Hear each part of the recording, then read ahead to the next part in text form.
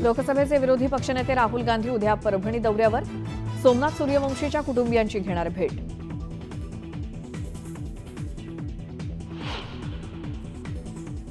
शरद पवारांनी मस्साजोगमध्ये जाऊन घेतली देशमुख कुटुंबियांची भेट. आम्हाला न्याय हवाय, आरोपीला शिक्षा झालीच पाहिजे, धनंजय देशमुख यांची पवारांसमोर मागणी.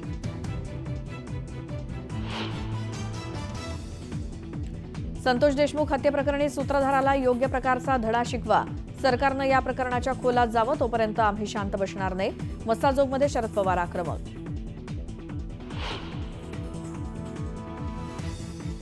वाल्मिक कराड हाच सरपंच हत्या प्रकरणाचा मास्टरमाइंड. खंडणी प्रकरणात अटक झालेलीच नाही.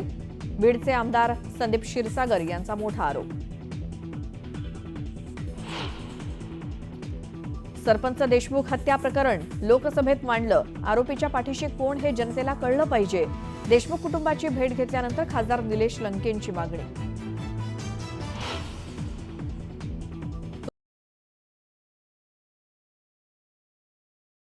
सूर्यवंशीच्या कुटुंबियांची घेतली भेट.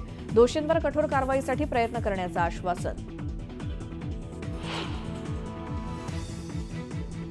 उपमुख्यमंत्री अजित पवार लवकरच संतोष देशमुख यांच्या कुटुंबियांची भेट घेणार. बीडनंतर अजितदादा परभणीला देखील जाणार.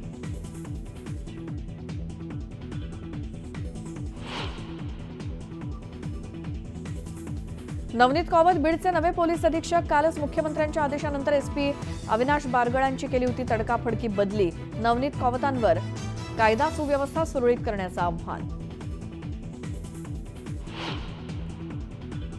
राज्यामध्ये पीक विमा योजनेत घोटाळ्याचा आरोप. परळी पाटण म्हणत नाव न घेता धस यांचा धनंजय मुंडेंवर निशाणा.